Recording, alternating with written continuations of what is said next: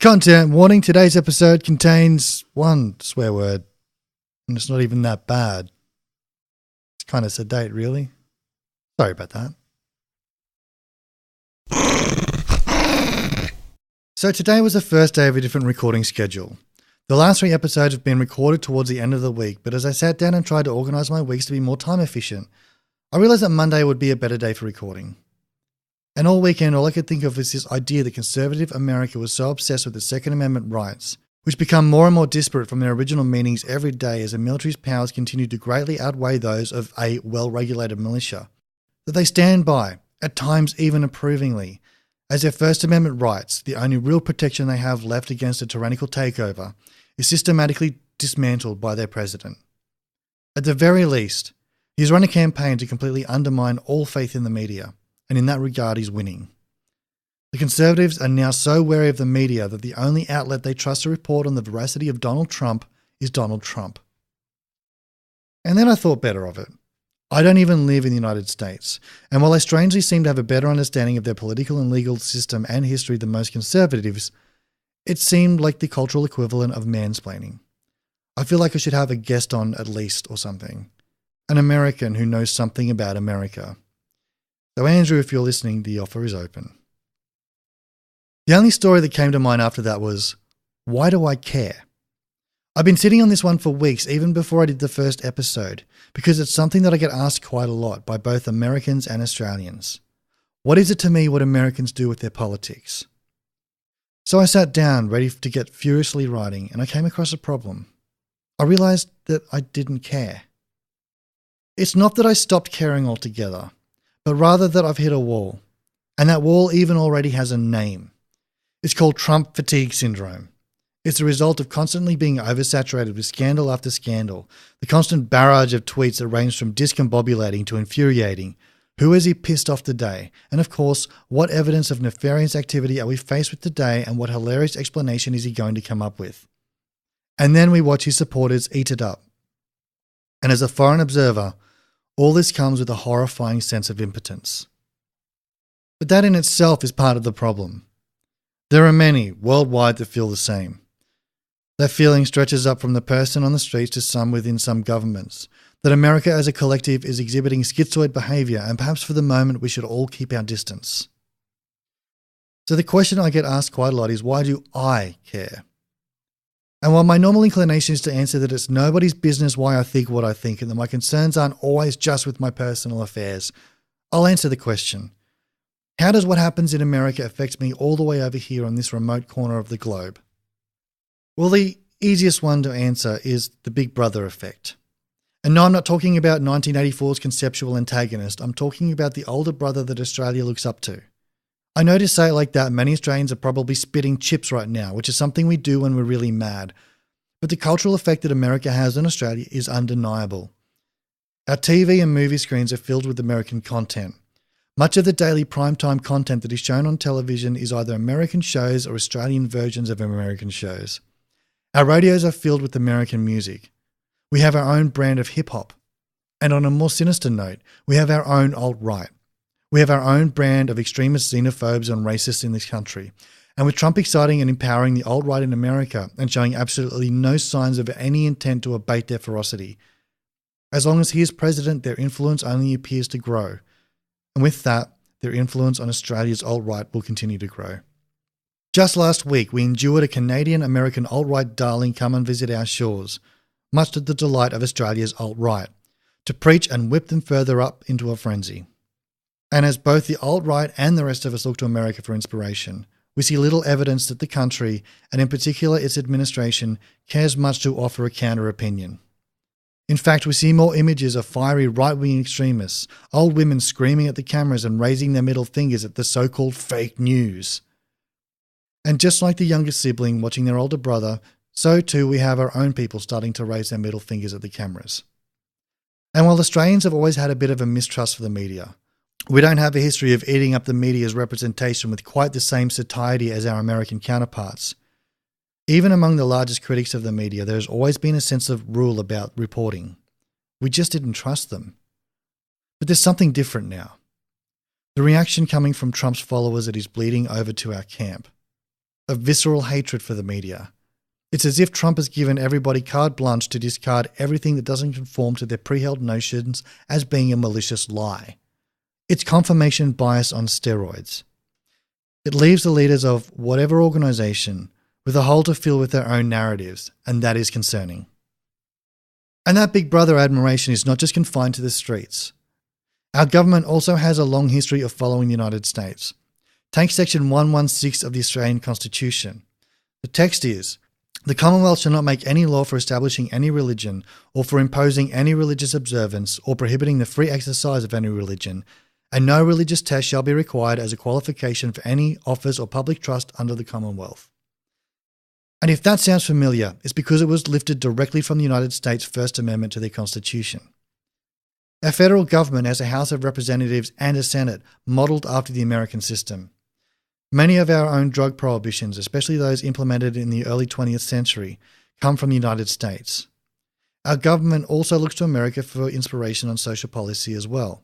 And with women in Australia still not facing the right to their own reproductive agency, and that debate hopefully coming to the table again very soon, the word coming from the United States is not encouraging. With Trump having elected one ultra-conservative activist judge to the Supreme Court and nominated another. Conservative states have felt the change as well, with a swath of currently forbidden laws being passed with an eye for them to be challenged in the Supreme Court so that Roe v. Wade can be challenged. The rights for women in both our countries are not looking so good. And then there's our treatment of refugees, which is hardly stellar. But with the United States implementing what can only be described as a worse version of its Japanese internment camps from World War II, the ability of our government to find inspiration for compassion is not looking so great either. And that's not to mention the infamous phone call.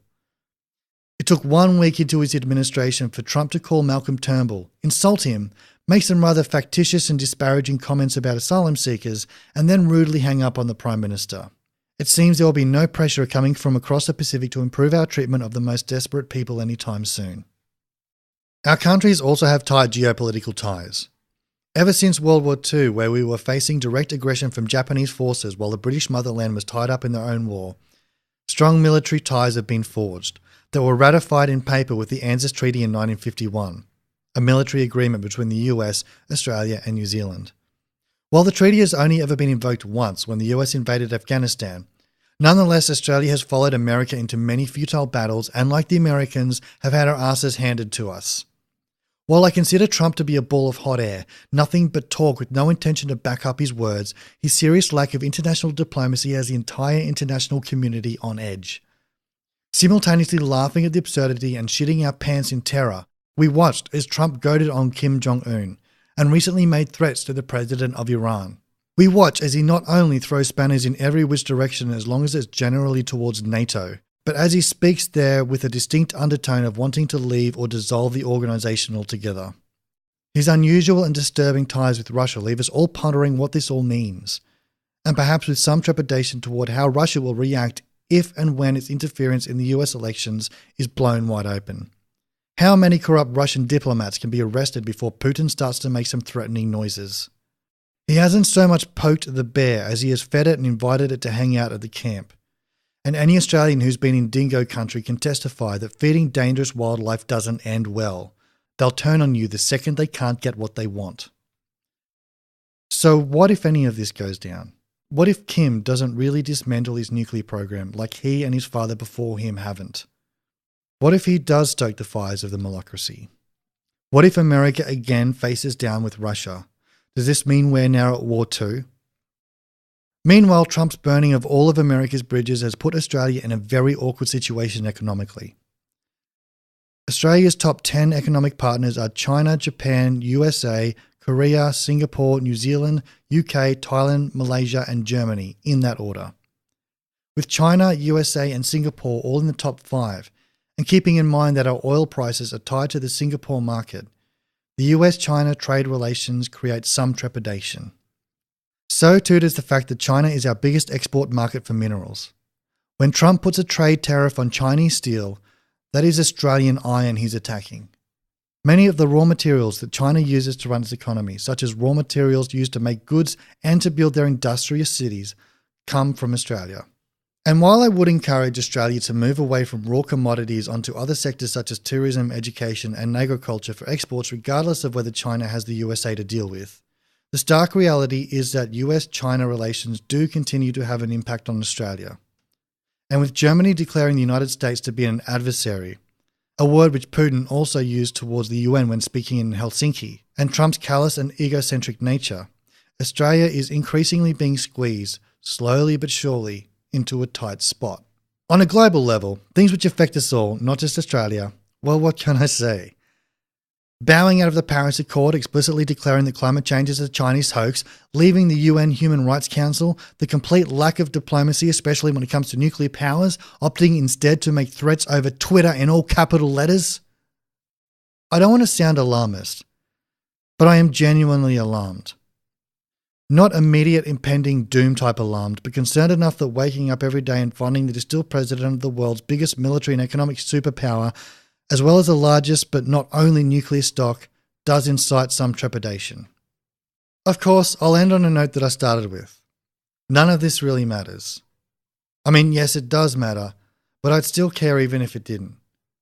While in the era of the Great Orange Disaster, Australian-American ties make some of us feel a little uneasy, we are still allies, and not just military. I have a lot of good friends who live in America. I have extended family who are both from and currently living in America. These are people who I care about, and even people who I don't know, I still care. I care about the injustices being committed in a country that has more than enough room and resource to accommodate everybody in it. To see things like the Affordable Care Act, not perfect by any means, but the first step towards real genuine health reform to make healthcare accessible to all who need it, and that includes mental health, being attacked ferociously, but unsuccessfully for now I should add, by a man with nothing but a personal vendetta against the man who implemented it. This does not give me the happy feels. The images I see of hyper-energized groups like the alt-right, neo-Nazis, the KKK, and the fundamentalist religious groups make me feel for the people who are faced with the hate that these people expel.